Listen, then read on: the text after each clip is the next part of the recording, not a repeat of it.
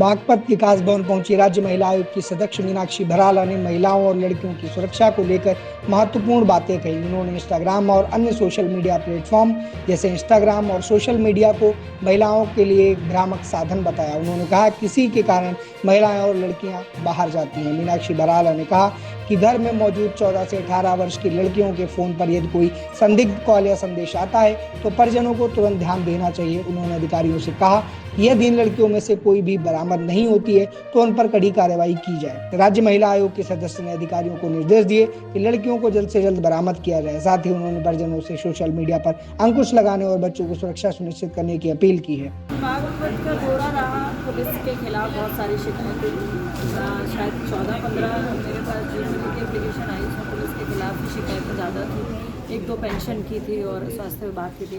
तो उसमें यही है कि आरोप प्रत्यारोप इस समय आप लोग जान ही रहे हैं कि किसी भी अधिकारी से संबंधित अगर कोई शिकायत है तो उसमें सबसे पहले बोला जाता है पैसा ले लिया, पैसा ले लिया। तो हम और जिलों में भी इस चीज़ से जूझ रहे हैं। यहाँ पे भी वही चीज़ आती है। अपहरण हुई लड़की अभी तक 1 महीना हो गया है, बड़ौद थाने में बरामद हुई है। बड़ौद SHO तो थोड़ा सा उनकी आ ही रही है शिकायतें अलग अलग स्तर से, अलग अलग लोगों द्वारा। वो काम अच्छा नहीं करते और व्यवहार उनका बहुत गलत है आम जनता के साथ। केवल बड़ौद ही नहीं, जिले के कई थाने ऐसे हैं जिसमें अपराधा को बरामद करने में देरी की जाती है। हाँ, मैंने देखा है 24 टोटल मामले अभी तक जो है पिछले महीने के, और सिर्फ 10 लड़कियां बरामद हुई हैं, 14 लड़कियां बरामद नहीं हुई हैं। उस पर मैंने बात की है कि जल्द से जल्द इन लड़कियों को बरामद किया जाए। सरकार जो है महिला सशक्तिकरण की बात करती है, लेकिन महिला उत्पीड़न के मामले जिले में लगातार बढ़ रहे हैं। लगातार बढ़ रहे हैं। इन दिनों मैं भी इस चीज़ को नोटिस किया है कि महिला उत्पीड़न के मामले थोड़े बड़े हैं, जिस पे ऊपर चल के हम बात भी करेंगे। जो यहाँ के ADG भानु भास्कर जी, मैं इस पर जाते कल उनसे चर्चा भी करूँगी और कोशिश करेंगे कि इनको लड़कियों को जल्द से जल्द बरामद किया जाए। बल्कि मेरा तो ये मानना है कि कुछ मुकदमे तो ऐसे होंगे, जैसे आज एक महिला आई थी, उसका आज तक पंजीकरण ही नहीं हुआ है कि लड़की को गए हुए महीना भर हो गया, तो हमें ऐसे लोग तो मिलते ही नहीं होंगे। अगर इस तरीके की व्यवस्था चलेगी तो ये व्यवस्था ठीक तो नहीं है। अच्छा मैडम, आम जनता का एक सेकंड, ये जो लड़कियां इस तरह से बहुत तेजी से मतलब काफ़ी संख्या में, क्या कारण है इसका? इंस्टाग्राम सबसे बड़ा कारण। इंस्टाग्राम द्वारा दोस्ती, और उस दोस्ती का कोई सर पैर नहीं, लड़का कहाँ का है, कौन है, किसी को नहीं पता है, घर वालों को नहीं पता, और उनके द्वारा फेक फोटो, फेक ID बना के लड़कियों को बहला फुसला के ले जाना सबसे ज़्यादा। ये पूरे उत्तर प्रदेश की नहीं, पूरे देश की समस्या है कि ये इंस्टा और ये स्नैपचैट और इनके द्वारा लड़कियां बहुत। अच्छा, इसकी रोकथाम का क्या उपाय है? सोशल मीडिया पे बंदिश लगाई जाए परिवार द्वारा। अपने बच्चों को परिवार द्वारा हमें सोशल मीडिया पे बंदिश लगानी पड़ेगी।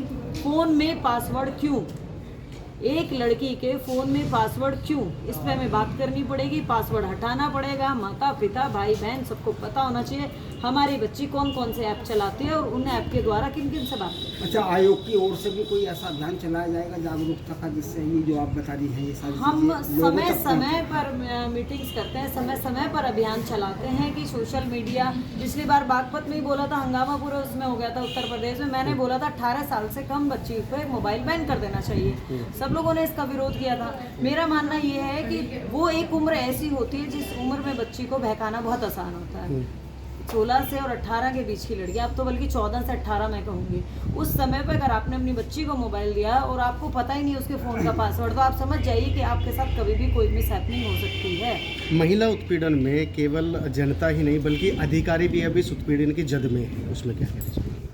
अधिकारियों का तो महकमे का मामला होता है, उनका आपस में झगड़ा हुआ होता है या किसी ने किसी को अपशब्द, जैसे अभी वो नर्स आई थी आप ही के यहाँ से, तो उसके 4th क्लास, सिर्फ 4th क्लास बोल देने पे एक व्यक्ति ने उनके साथ इतनी अभद्रता की, उस पर कार्रवाई की।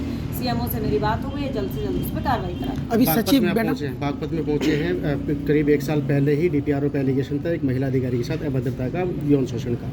उनके खिलाफ आज तक कोई कार्रवाई नहीं हुई, जबकि जाँच जो है केवल फाइलों की जाँच बदलनी पड़ी है। वो यहाँ से उनको हटा दिया गया था, उसके बाद उनके खिलाफ जांच तो चल रही है। लेकिन हाँ, मुझे उसका मैंने अभी तक संज्ञान नहीं लिया कि उनकी जो जांच खिलाफ हुई थी उसमें क्या रिजल्ट आया। अगली मीटिंग में आप उससे पूछेंगे तो मैं पक्का बताऊंगी कि उसके खिलाफ जांच क्या हुई और कहाँ तक पहुंची। ग्राम सचिव बैठे हैं, महिला अधिकारियों पे भी जो है उत्पीड़न का आरोप है। एक अधिकारी पे जो है उत्पीड़न का आरोप है, क्या कहेंगे और किस तरह का एक्शन? करूंगी अब DM से और ADM से कि क्या समस्या की वजह से उन्होंने इनसे अभद्रता की और क्यों इस तरीके का व्यवहार किया जा रहा है। अगर किसी जिले में इन लोगों से खेतों में बेच के काम नहीं कराया जाता, और मेरा भी मानना है कि महिला अधिकारी को समय बेसमय नहीं भेजना चाहिए ऐसे रूरल एरिया में। कुछ कोई बड़ी घटना का क्या इंतज़ार करेंगे क्या हम लोग कि लड़की औरतें बेचारी जाएं, जाके इनके साथ वहाँ कुछ अभद्रता हो या इनके साथ कुछ मैस हैपनिंग हो, तब हम लोग सब जागेंगे। उससे पहले जागा जा सकता है। तो मेरा यही मानना है कि मैं डीएम से बोलूँगी कि प्लीज़ इन लोगों को, जब उत्पीड़न लगातार हो रहा है तो महिला सशक्तिकरण का क्या मायना?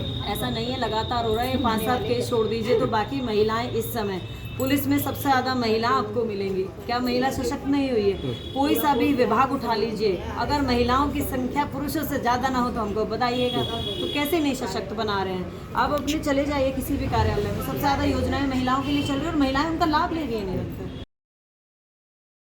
राजनीति हो या क्रिकेट, देश विदेश की ब्रेकिंग हो या आपके मोहल्ले की बड़ी खबर, सब मिलेगा एक ही ऐप में, सबसे तेज और भरोसेमंद। अभी डाउनलोड करें दैनिक भास्कर डिजिटल।